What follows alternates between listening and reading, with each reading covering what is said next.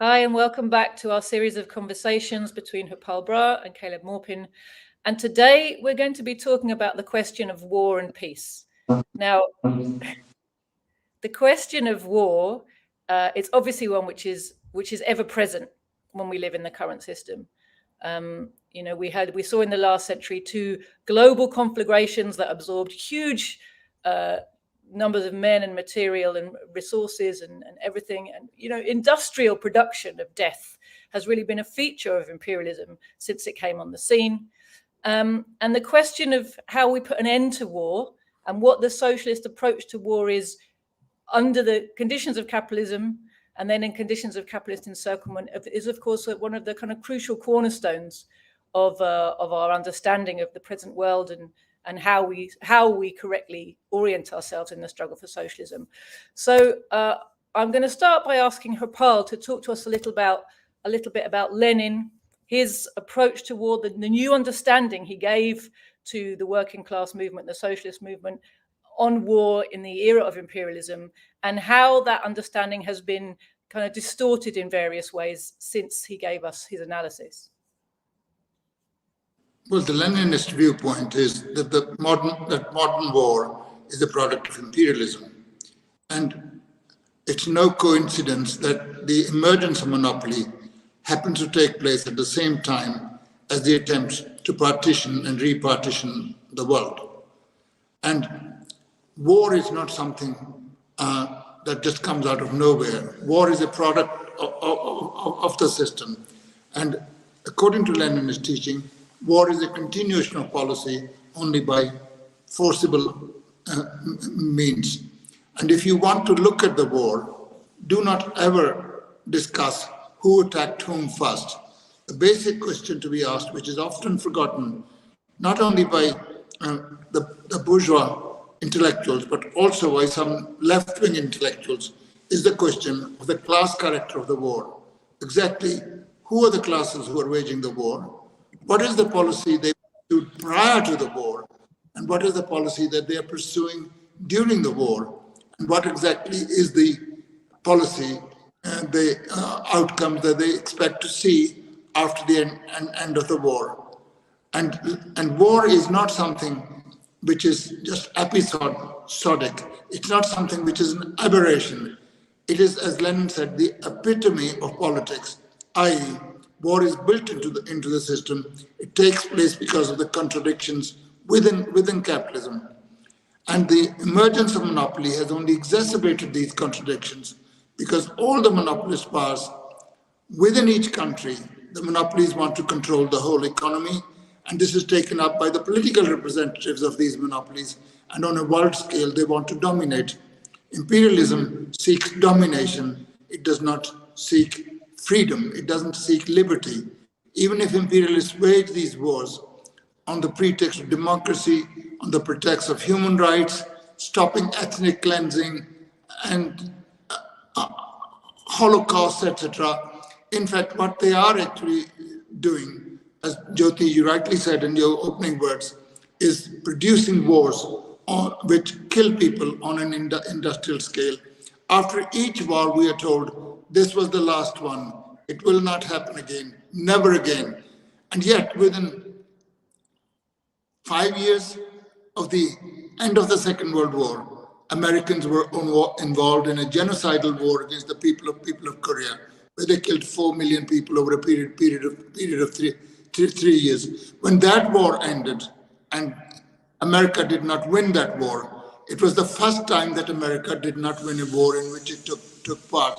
It was said they'd learned the lesson, then they won't do it again. And then 5 years later, they start the same sort of thing in Vietnam, which carried on till mid-70s. So war is something that is built into capitalism. It's a continuation of their policy. If you want to see, if you want to actually find out what the war is about, then you must look at the class character of the parties that are fighting. We're not pacifists. We're not against war. There are wars we support. There are wars we do not support. We come to that point later on separately. And so the question of war is succinctly, the Leninist position is what I put forward. And the Leninist position is confirmed by life. That's precisely what has happened over the last 120 years since the emergence of imperialism. The last time that the big powers were able to divide the world peacefully was at the Berlin Conference in, I believe it was 1884, where the European powers sat around around a table with a big map, and they drew lines as to who will get what. And these lines were drawn up on the basis of the existing relative power of the parties attending that conference. The biggest thieves, Britain and France, got the most. Then Germany got a bit, and this horrible Belgian king, Leopold, was given the whole of Congo. And you know the bloodthirsty history of Congo, how many millions they killed during their period of colonialism, and how many millions have been killed since then by Anglo-American and Belgian imperialism in that country. So the war does not end just because people who wish to put an end to that war. And what we have to do is think of the ways in which wars can be stopped. This is something we can discuss that.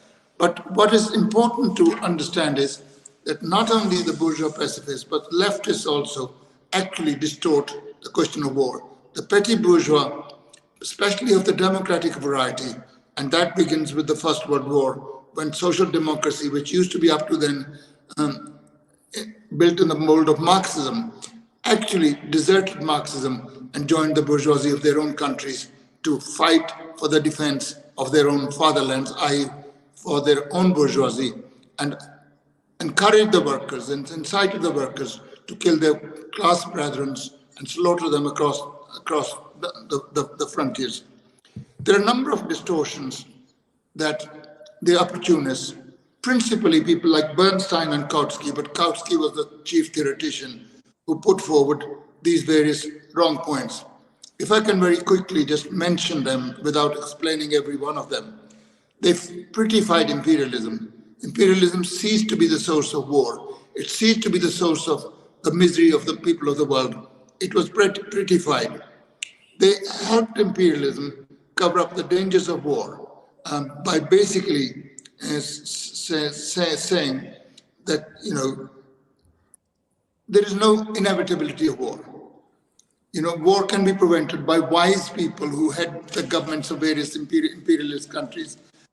This is something that the Khrushchevites took over when revisionism became triumphant in the Soviet Union. They also intimidated people that a war would destroy humankind.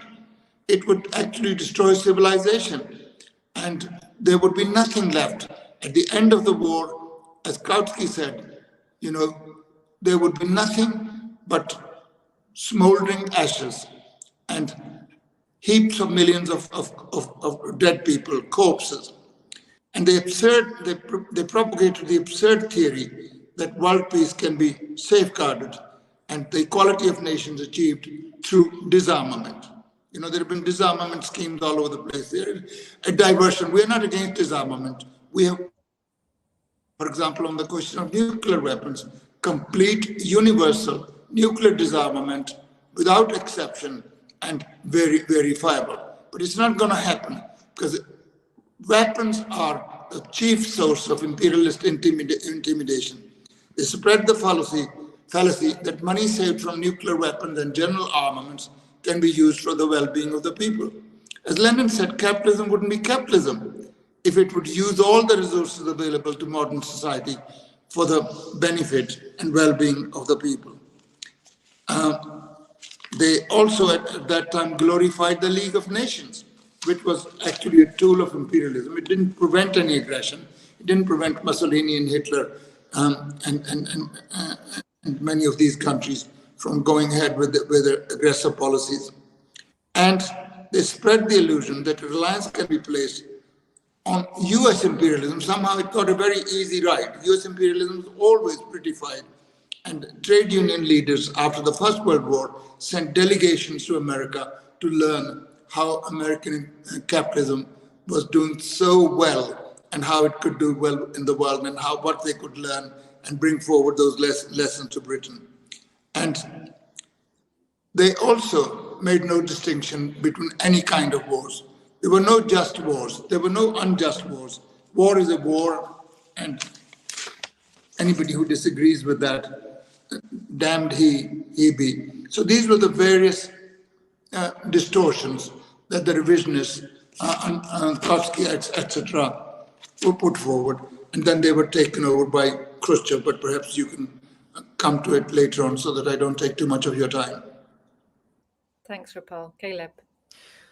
Well, I thought it might be good to pull up some quotations from Vladimir Lenin on this topic. Lenin said, "People always have been the foolish victims of deception and self-deception in politics, and they always will be until they have learned to seek out the interests of some class or other behind all moral, religious, political, and social phrases, declarations, and promises."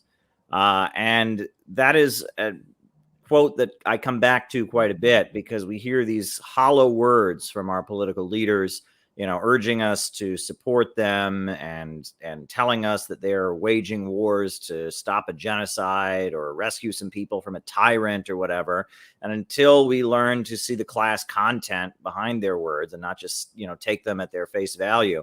I think about, at the time slavery was going on, that the slave system was going on in the United States. They didn't say, oh, we're going to Africa to exploit these people and take them back to the United States to exploit their free labor and make lots of profits from it. No, they were civilizing them and giving them a chance at Christianity and helping them become more. It was a great, noble task, they said, what they were doing. And that's how they always justify it. And that, we live in an age where propaganda and media deception is very important. One thing that I think is really missing nowadays is an understanding of revolutionary defeatism. We welcome the defeat of our own ruling class. When the U.S. imperialists go to war around the world, we want them to be defeated. Now, there's obviously exceptions like the Second World War, but for the most part, we want the U.S. imperialists to be defeated around the world. And, because we're struggling against the imperialist state and the big monopolies and the big banks that run the United States. And so we welcome their defeat, and any defeat for them is a victory for the American working class. And any victory they have, if they succeed in overthrowing a government or establishing control over a market, beating down some country that's broken free from their grip, that's a defeat for us. And this is called revolutionary defeatism. And it's been largely rolled back. People don't seem to have this kind of understanding. And, when the USA invaded Iraq, it was very clear, if you were a Marxist, you had to support the Iraqi people in their fight for national liberation and their rejection of the occupation of the U.S. imperialists. But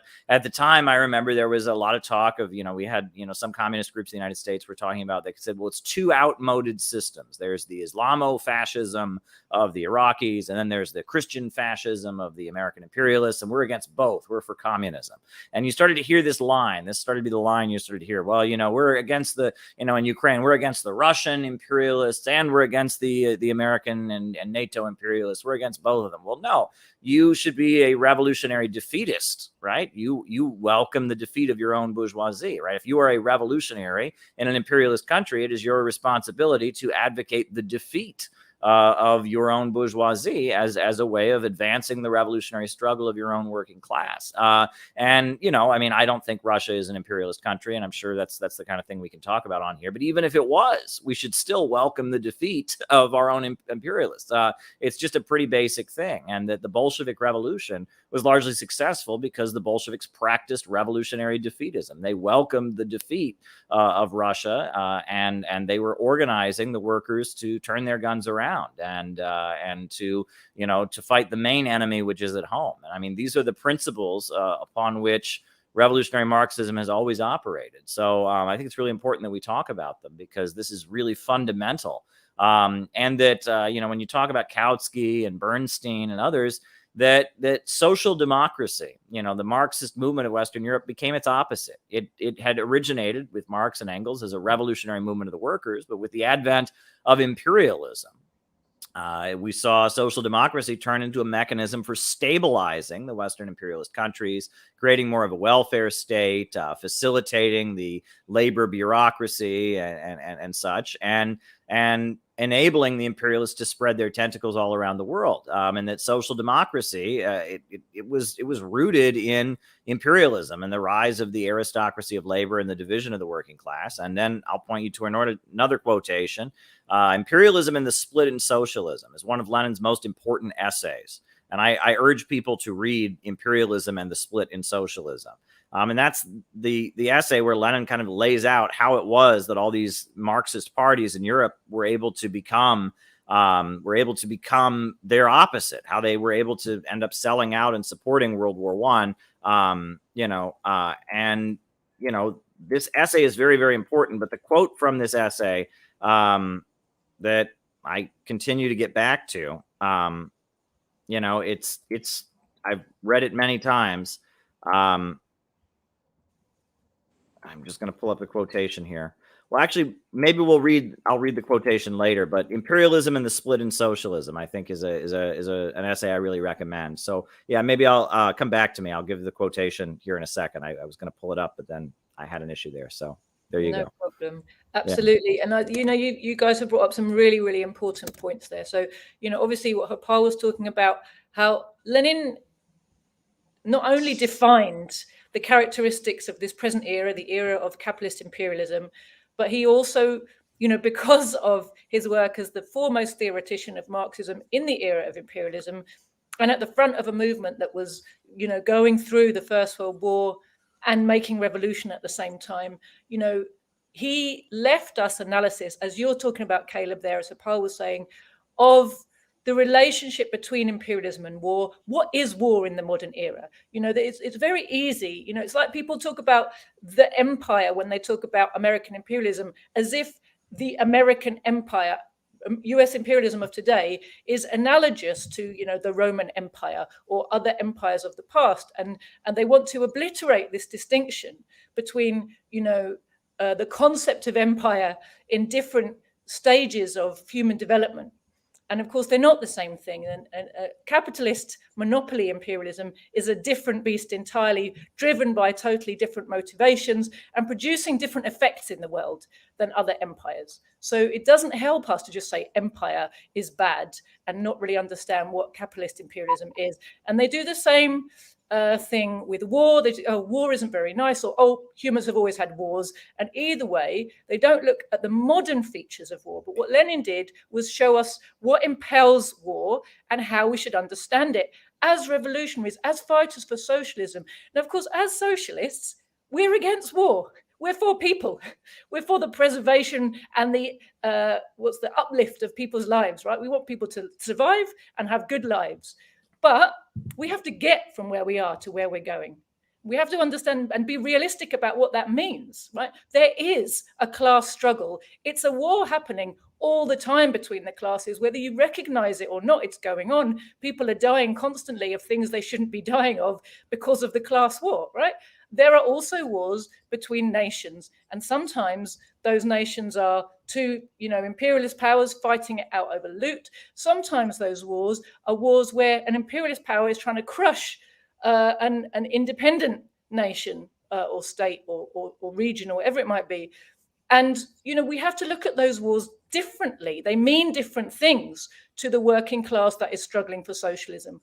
And so this distinction between a just and an unjust war, and sides that the working class should or shouldn't support, because it helps, either strengthens or weakens our struggle for socialism, right? It's always Lenin's very pragmatic. Yes, there is a moral side to the question, but it's socialist morality. It's not abstract morality of like good or bad, but the socialist morality of what is going to help us get towards socialism, what is good for the masses of the people, and what's bad for them, what's going to keep this bloodthirsty, killing on an industrial scale system going. That's our morality, right? Not an abstract good or bad, nice or horrible, people die, people don't die. People are dying all the time in this system. We need to put an end to it. Understanding wars is really, really important. And one of the ways that our rulers are brilliant at confusing us about what's going on in any particular war, like they do with so many things, is they decontextualize. The exact opposite of what Lenin taught us. Lenin taught us, look at the context, look at the policy the sides were pursuing, look at the classes that are waging the war, all those things Harpal talked about earlier. What is this a continuation of, and where is it leading? Which forces will benefit from which outcome? You know, these are really, really important questions for the working class. We want our movement to win. We need to maximize the forces on the side that is against imperialism, you know, and do everything we can to undermine the strength and unity of the imperialist side. So absolutely, as you said, Caleb, that need for revolutionary defeatism in our own country, to be able to say, as our comrades did during the Iraq War, victory to the resistance. We actually had that as a slogan and were vilified in the anti-war movement for that, because, you know, it's going to upset some people. Well, of course, you know, I mean, in theory, all right, but in practice, we must never say something like that. No, we do have to say that. We do have to help our working class to make common cause with those who are being targeted by our own class enemies. As you said, Caleb, that is a victory for us. If they win, that's also a victory for us, because our enemy got defeated, got weakened. And those things are so important. So that thing about the context and the class content, you know, that's the job of socialists, to bring that to people, because the bourgeoisie always rips it away and tries to kind of obfuscate and presents a situation as if it just popped out of nowhere. And it's a brilliant trick, but you can only play it on people who don't know anything, you know. And our job is to educate workers and help them educate themselves, so that trick doesn't work on them anymore. That's a really important goal of our propaganda, I think. Harpal.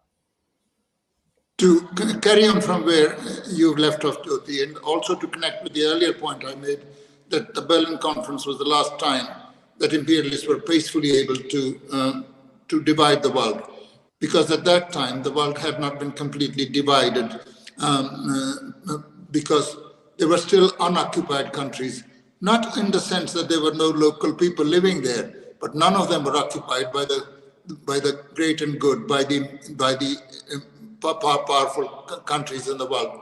But once that had been done, once the world had been completely partitioned, what could happen in future was only repartition. They could not find any more space anywhere else. The world could be repartitioned. Now, the partitioning originally took place according to the relative economic and military might of the powers that were represented at the time of partitioning. But of course, this power undergoes constant changes. Germany, which in 1884 was not that powerful, within 20 years became a very powerful country. Its economic development, not the level of development, because all the imperialist countries probably have the same level of development, but its economic development leapt ahead of other countries, France and Britain, but principally Britain, which was the chief colonialist power, which had the control of the world market. Once that had changed, the Germans wanted repartitioning to get their fair share of the loot, fair share of the slaves. But the problem, as Lenin rightly puts, is that Germany had come late to the banqueting table when all the seats had been occupied. Now, if we are at a meeting and one of us is late and there are no chairs, we'll politely stand up and say, okay, Caleb, it's your turn. We've been sitting here for a long time, and come sit down. But that's not how it happened in the world of imperialism. To get a seat, you got to kick somebody off their seat. Now, the old imperialist powers say it's theirs. It's their right to have it. But the new imperialists, the young robbers, very strong ones, say, well, that was then, but it's not now. You're depriving us of our fair share. Would you please get off? Since they can't settle it by peaceful means, it comes to fisticuffs. And in the world of capitalism, it can only happen by use of force. Hence, all the wars that have been waged, World Wars I and II, as well as smaller wars that have taken place, are the result of that thing. So war is, to that extent, a continuation of the policy. So once the partition has taken place, there can only be repartition. And that's precisely what leads to the Leninist thesis. War is inevitable under the conditions of imperialism. Modern war is not the same as old empires. That's why I hate it when not only petty bourgeois, ordinary people, but some very progressive countries use the word empire. I won't name them. It just makes no sense. It actually confuses the people. Modern war is different from other wars because it is the product of monopoly. Earlier wars were not products of monopoly. It's a completely different ball game when a war is produced by monopoly capitalism, where internally as well as externally, in their internal policy as well as external policies, both of which are related, monopoly capitalism, finance capital, does not seek anything other than domination. They seek domination of their home industry and they seek domination all over the world. And their political representatives do exactly the same. And the monopolies at home are backed by the imperialist politicians who are in power. And that's really what lead to war. It's not something that has just happened as a matter of aberration. That's why none are so dangerous who say peace can be achieved while imperialism lasts. Where Lenin has said that, what we learn from the wars is, that as long as imperialism lasts, the whole idea of this being the last war is a fairy tale and a fable. Or as Stalin put it, this world, the war cannot be abolished unless you abolish imperialism in his economic problems of socialism in the USSR. Or Lenin said that this bloodthirsty system can only be brought to an end with a Bolshevik revolution and Bolshevik struggle. There is no other way. Any other thing is a deception of the masses. Thanks, Harpal. Before I come to you, Caleb, for that quote again and your thoughts on those points Harpal was raising, I just wanted to underline that point that you brought up there, Harpal, about the peace movement and this trick that's played on the workers by the kind of pacifists of the peace movement and the liberals, the petty bourgeois who want us to believe there's a way of persuading the system out of being warlike. And if you read Lenin and all of the work that came from that period, from the First World War, all the great Marxist analysis that was made of war and imperialism during that period, it's absolutely irrefutable. And history has proved it over and over and over again, as Harpal said earlier, that war is absolutely at the central, it's at the heart, the epitome of how this system behaves. It is a result of the logic of the system of production for profit that has achieved a certain stage. And as Harpal says, capital needs to expand. Monopoly capital, has monopolized at home. It's it has to keep finding more profit, more profit, more profit. How does it do that? How does monopoly capital that's got to a certain stage keep expanding its ability to make profits and conquer markets and all the rest of it? It's only through war. It's the competition for the markets, for the control of the raw materials, and all the rest of it. So this is, again, it's the job of socialists to bring this understanding to the anti-war movement, because it doesn't have it. It doesn't have that without Marxists coming to the anti-war movement and helping people to understand that ultimately the only way to end war is to end capitalism. Nobody else is going to explain that to people, and they're going to carry on this cycle of trying to persuade.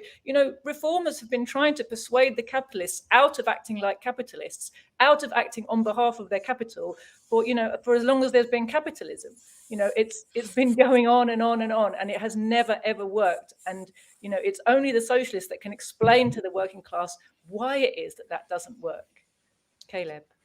Well, the quotation, I'll just read it here, because it's a really important in light of what we're talking about. But Lenin wrote in Imperialism and the Split in Socialism, "Neither we nor anyone else can calculate precisely what portion of the proletariat is following or will follow the social chauvinists and opportunists. This will be revealed only by the struggle, and it will definitely be decided only by the socialist revolution. But we know for certain that defenders of the fatherland in the imperialist war represent only a minority, and it is therefore our duty, if we wish to remain socialists, to go lower and deeper to the real masses. And this is the whole meaning of the purport of the struggle against opportunism. By exposing the fact that opportunists and social chauvinists are in reality betraying and selling the interests of the masses, they are defending the temporary privileges of a minority of workers, that they are vehicles of bourgeois ideas and influence, and they are really agents of the bourgeoisie, we teach the masses to appreciate their true interests and to fight for socialism and for the revolution through all the long and painful vicissitudes of imperialist war and imperialist armistices. And that part about going lower and deeper to the real masses, I continue to quote that to people in the United States because we have a really unique situation right now in America politically. I don't know how it is in Britain. Maybe it's similar, maybe it's different. I'm not as familiar. But at this point, the American people are against these wars. Poll after poll after poll shows 60, 70, sometimes 80% of the public doesn't want more U.S. troops deployed around the world. It doesn't want military interventions.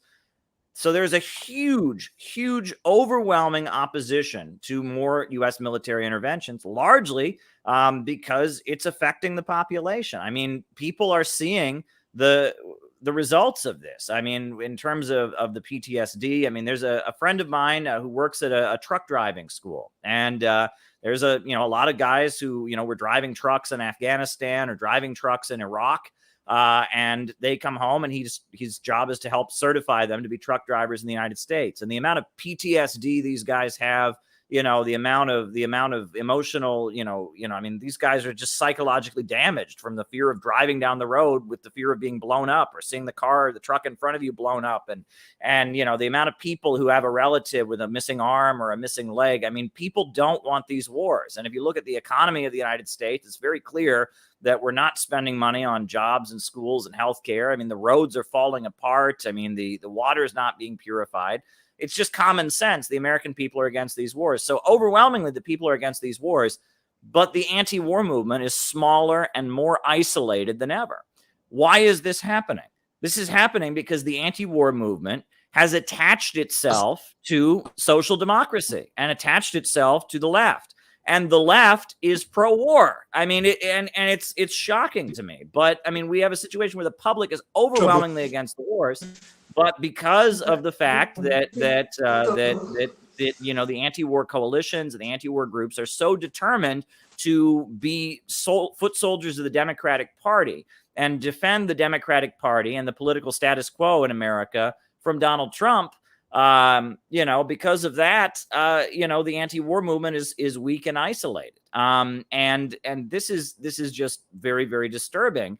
And we don't see a desire to get to the real masses. We see a desire to keep whatever anti-war apparatus exists attached to the Democratic Party, and the Democratic Party is pro-war. The way they sell wars now is with liberal and social democratic rhetoric. For example, the International Criminal Court.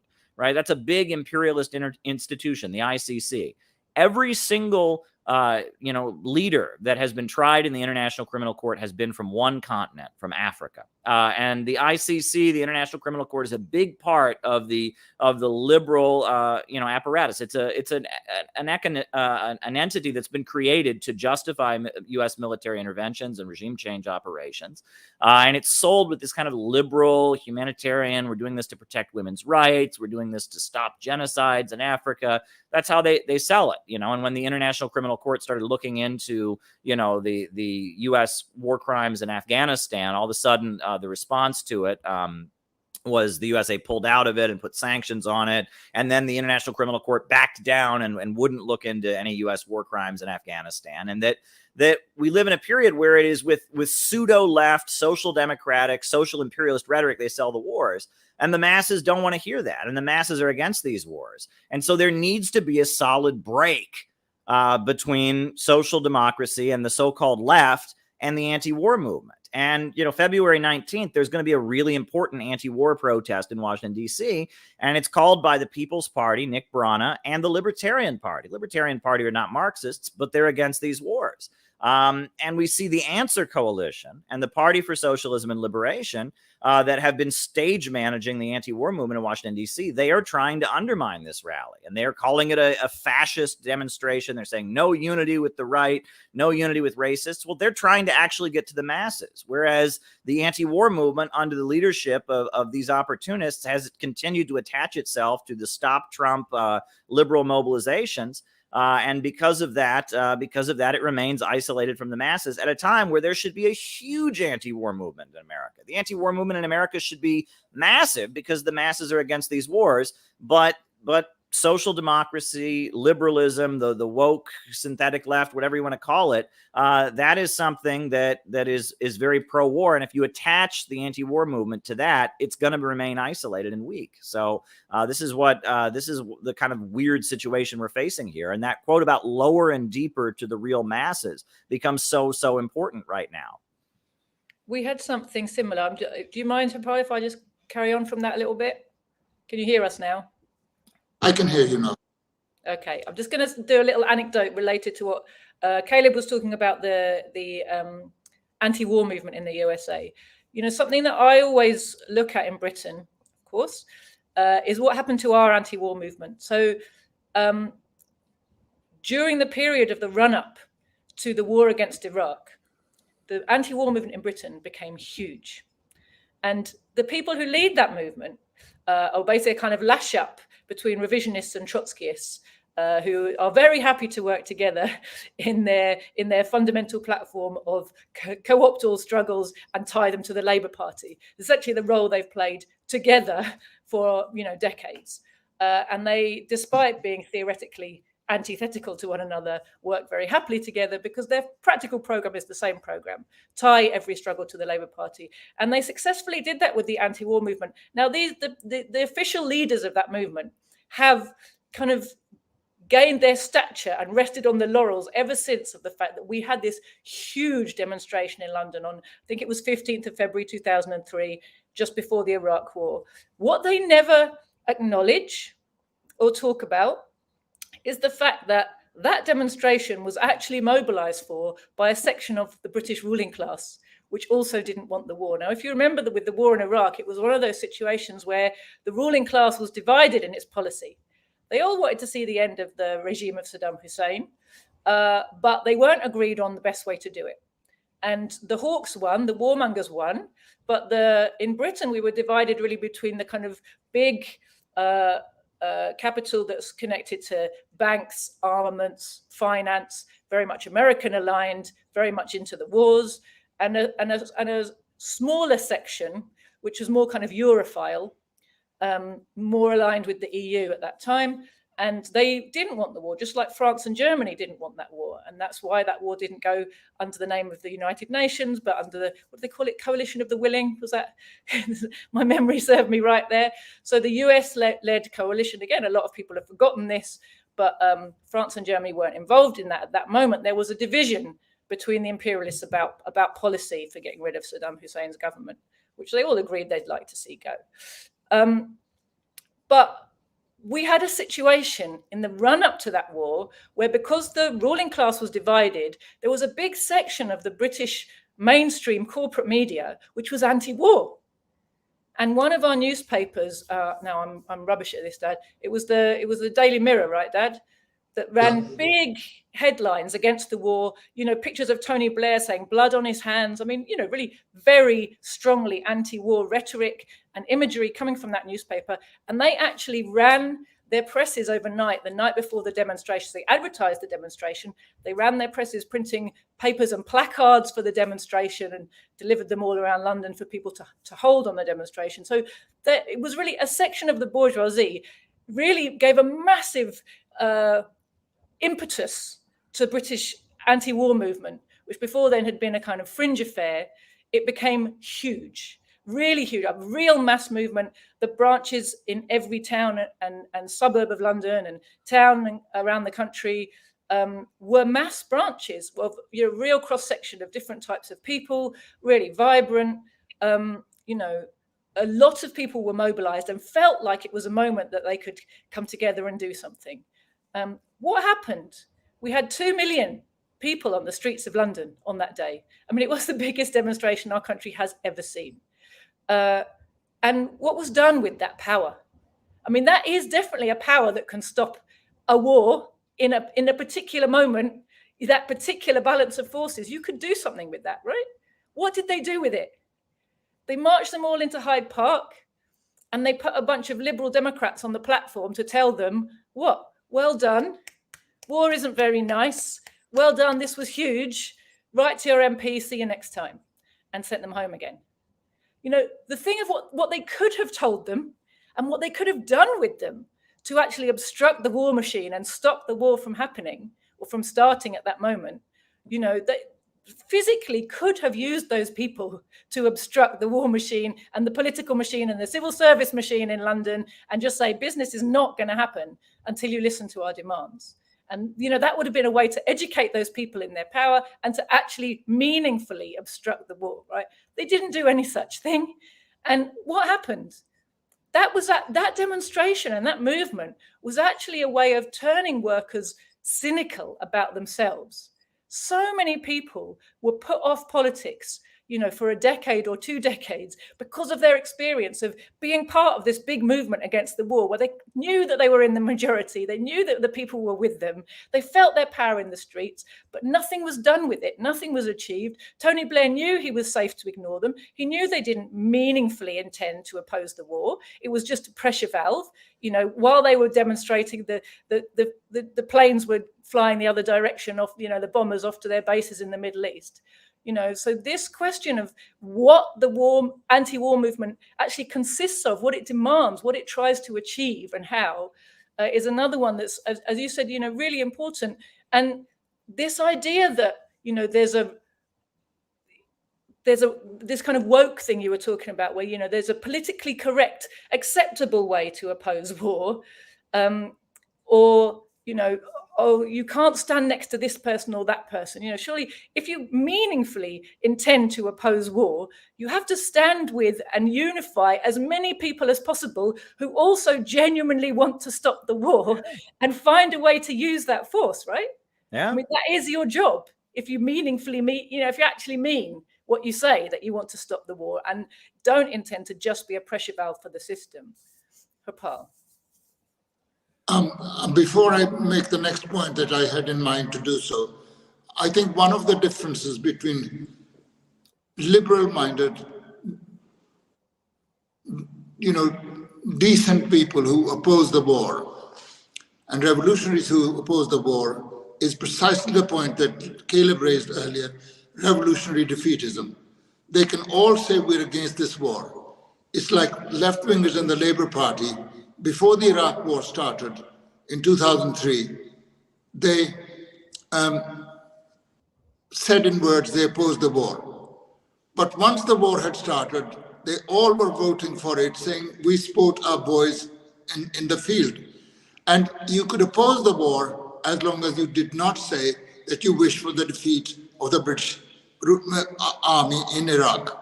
Even no chance of being defeated by the Iraqis, but the sentiment should be there to propagate that we want the defeat of these aggressors.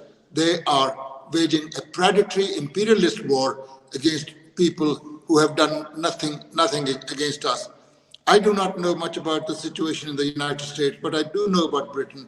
And that is actually one of the dividing lines between opportunists and non-opportunists.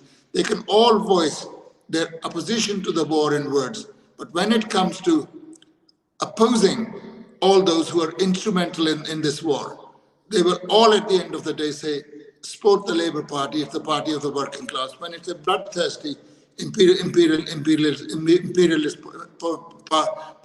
party. So there's only one person who came close to saying they didn't want the British Army to win, and he was straight away kicked out of the Labour Party. That was George Galloway. He's never been able to get back into that party again.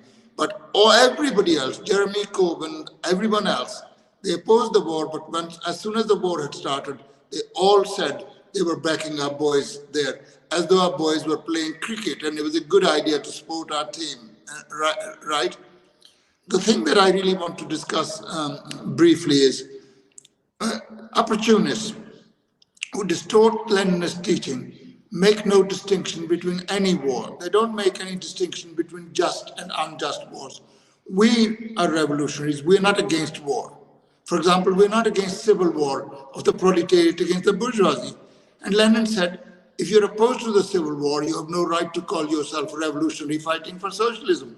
How are you ever going to achieve socialism without civil war against the bourgeoisie? We're not against it. We're on the side of the proletariat fighting against the bourgeoisie to overthrow it.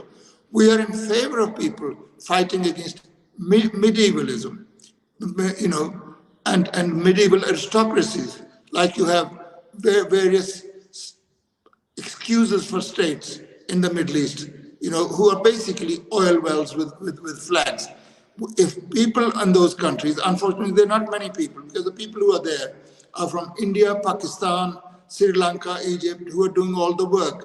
The locals simply clip coupons, depending on their hierarchy, from the so-called ruling family down to the average person. You get your check, and that's what you do. But we are in favor of the overthrow, just as during the period between 1789 and 1971. It was a period in Europe of the fight against feudalism, fight against medievalism.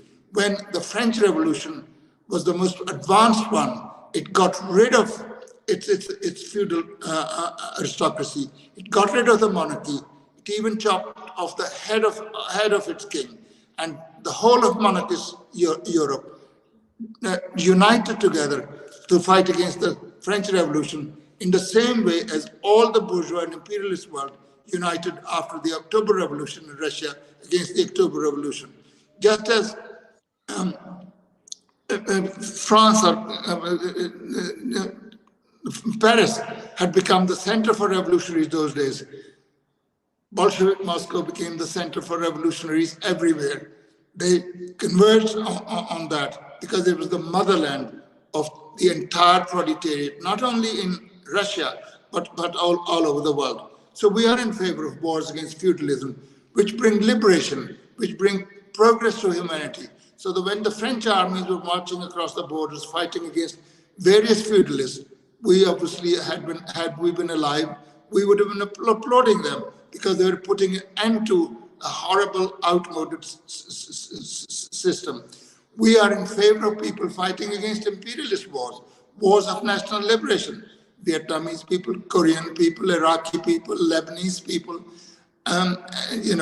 people everywhere, the Palestinian people who are fighting for their liberation. And you support those wars because these are wars that progress humanity further forward. They don't take it back to some past time. They are for the progress of humanity. Of course, people are killed. If the old English saying, if you're frightened of breaking eggs, don't try and think of making an omelette. You cannot be wanting national liberation for people. And national liberation is, and Marx and Engels stressed in their own ways. Like, for example, they were the only people, apart from a few chartists who followed them, to actually describe the first Indian War of Independence as a war of independence, whereas the English simply put it out, this was a spoil rebellion by backward-sounding people, because they didn't want to bite a cartridge which had the fat of pig or cow because of their religious.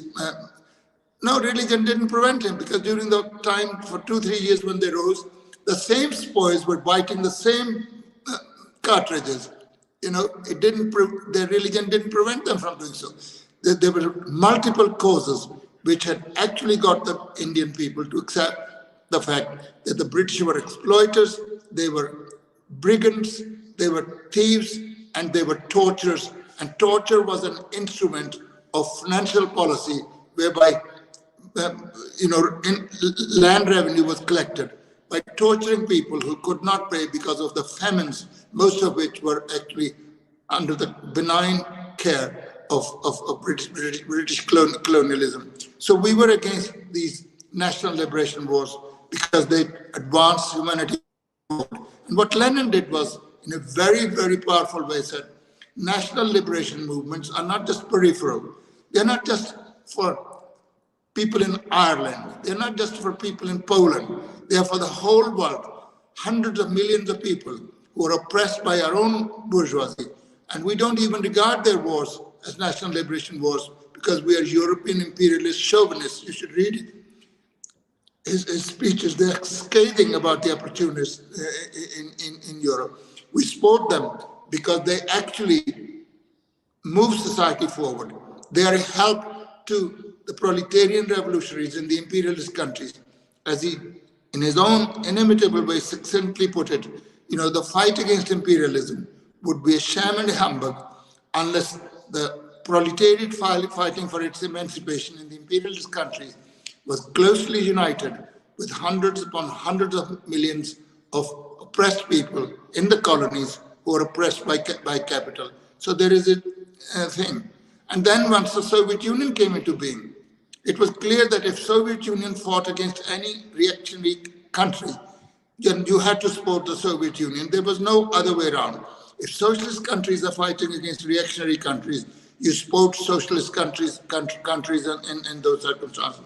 And the touchstone of revolutionaries those days was, did you support the Soviet Union?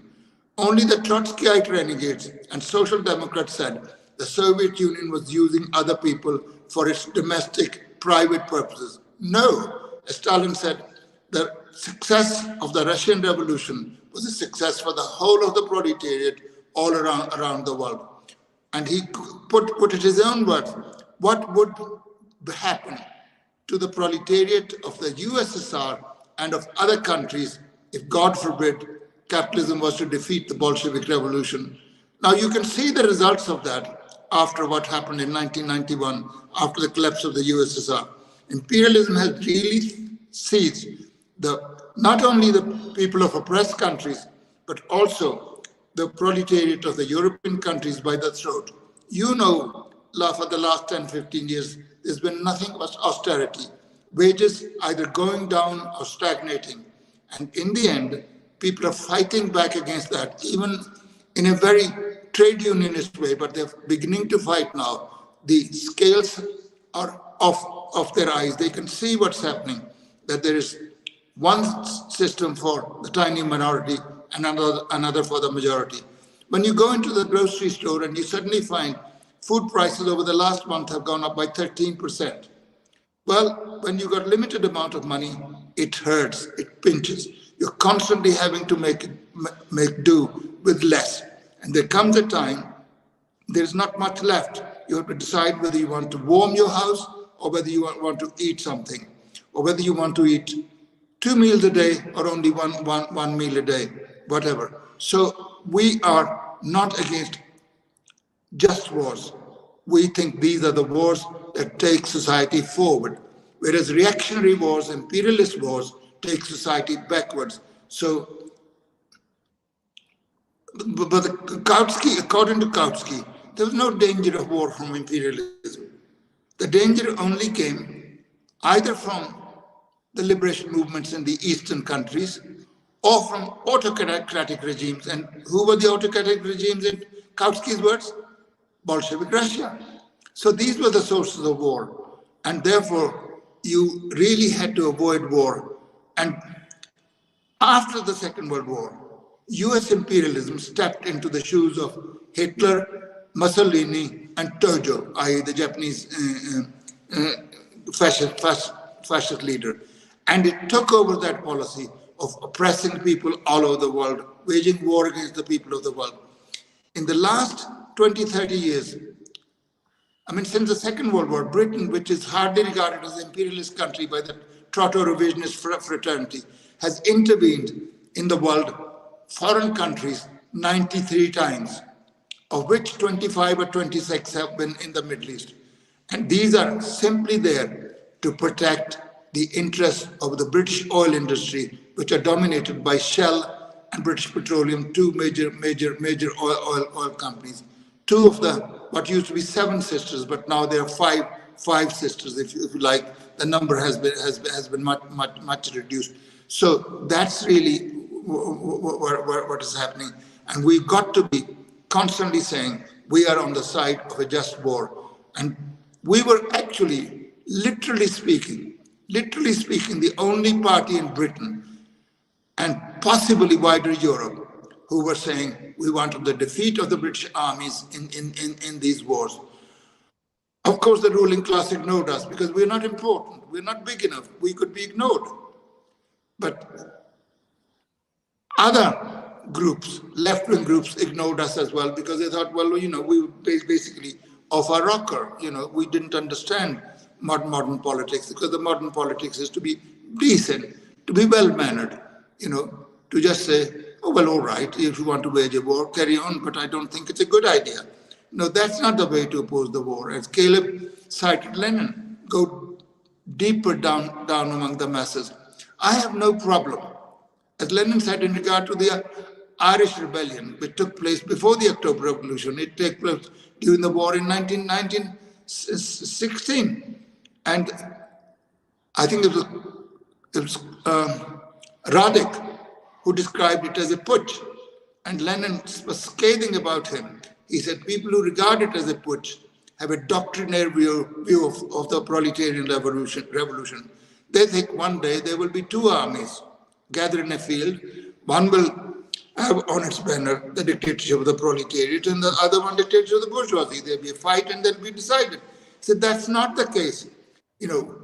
All sorts of people join revolution, ideas, but all the same, they would be fighting for the advance of humanity, for a proletarian revolution. And Lenin was the only one who defended the Irish rebellion. He did not know Connolly, and Connolly had never heard of Lenin. It's a pity. But all the same, Connolly actually had the right ideas. He said, well, we should not send our brethren across the field to slaughter our class brethren, our enemies at home. Connolly understood that, and that was very, very important indeed. In many ways, the Irish Revolution was almost a dress rehearsal for the October Revolution.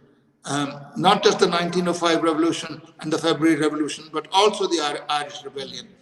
That's something to be learned from the Irish Rebellion. And Lenin said their tragedy was they rose slightly too soon. But doesn't matter.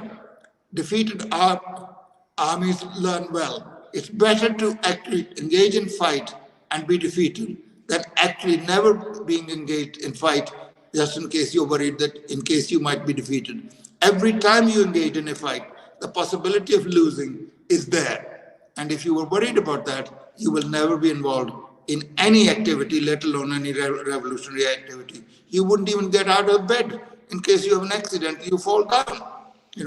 That is a topic very near to my own personal condition. So, you got to struggle. That's why I find it so hard to get up every morning. I'm really conscious, although there were other topics I wanted to talk about in this discussion, that we're coming close to an hour and we probably should wrap it up. So maybe we'll have a chat, guys, about continuing this into a discussion about the drive to war that's happening now. Maybe we could talk more about that next time. Caleb, would you want to wrap us up? Well, I think, it's really important to understand that anti-imperialism and opposing this system of imperialism, global monopoly capitalism, and welcoming its defeat, that is the essence of what it means to be a revolutionary in our time. That's it.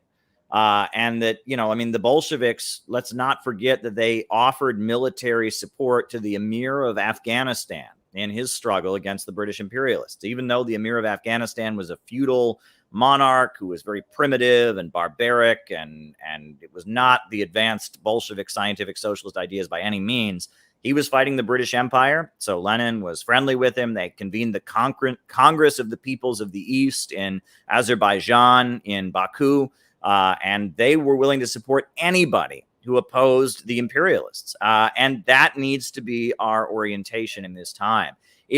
And the problem now is that there is a big division in the American bourgeoisie. There is one faction of the ruling class that is more pro-imperialist, that is more in favor of foreign wars and interventions.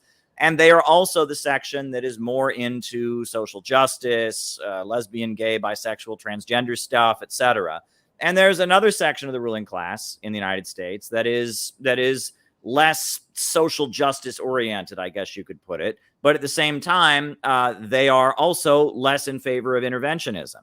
And if you are a genuine anti-imperialist, and if you are a genuine Marxist, it is not your duty to defend the more pro-war section of the ruling class from the opposition that is less social justice oriented. It is your duty to welcome the defeat of the imperialist system. And that is what has been lost. And that there is this demand now in all left spaces that we all prove that we're partisan to Joe Biden against Donald Trump. And we prove that we are loyal foot soldiers of the status quo in defending the American status quo from the right-wing opposition. And that is not the role that revolutionaries are supposed to play in the imperialist heartland. We're supposed to welcome the defeat of our own bourgeoisie. We're supposed to welcome their defeat and stand with any forces of resistance to Western capitalism and imperialism. And we're supposed to go lower and deeper to the real masses and build an anti-imperialist alliance. And that is our duty. And that we are opposing the global system of imperialism. We are not helping it, and we're not engaging in picking which imperialists are better than the others. And this understanding is largely missing, and it's frightening to see. And that's why I feel like, things like the Rage Against the War Machine demonstration coming up on February 19th in Washington, D.C. is so important, because it's a break.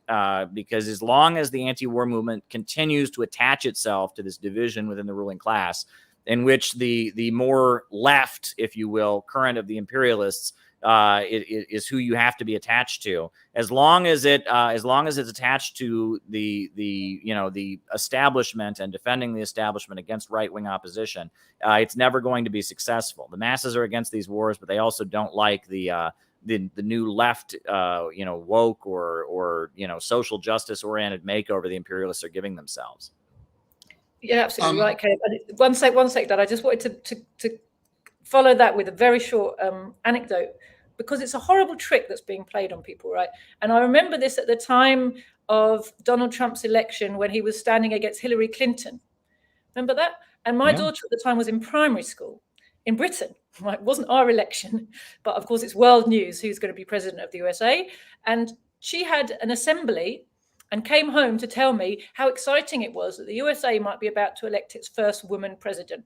And I felt really annoyed with the school that being forced into talking to a 9-year-old about Hillary Clinton's war crimes, because I just didn't feel like I could let that just go by. Maybe I probably should have just let it go by. But it's horrific, isn't it? But they just talked about it as if it's about, oh, she's a woman, and isn't that a brilliant historical moment? As if it's something progressive, if Hillary Clinton's in the White House, without any discussion about what Hillary Clinton represents and what crimes she personally has been involved in. And they're exactly the same with Joe Biden. It's kind of shocking that anybody gets away with that. But of course, when the media repeats and repeats and repeats things as if they're true, and none of the mainstream journalists who are paid so highly ever question these truths, then that creates the atmosphere in which the people who can see the truth feel like, am I the only one? And they sort of keep quiet, don't they? Harpal, sorry. I mean, I don't want to prolong this discussion any further, because everybody's short of time. I think there are a number of things that we haven't been able to discuss which relate to this very important topic. And I think the next topic should be a continuation of it, because I want to discuss certainly 2 further questions, if not more. One is the question of nuclear weapons, because people think this has changed the whole equation. And the other one is how it's not good to support national liberation wars, because they could spark a world war or even a nuclear war and all the rest of it. You may think it's not sufficient for 1 hour, but I think it would be. All of us are fairly valuable people, and we can keep it going for a while. That's why I'm saying I talk too much on this one. I'm going to talk too much on the next one as well, because it's a topic that's close to my heart. I think that's a good idea. We will leave it there, but next time we will talk about those topics that Paul just said in relation to the current war drive in particular, and how we orient ourselves in relation to the war drive that's going on right now. So I'm sure there's plenty to talk about for an hour there. Thank you very much to everybody, and see you next time.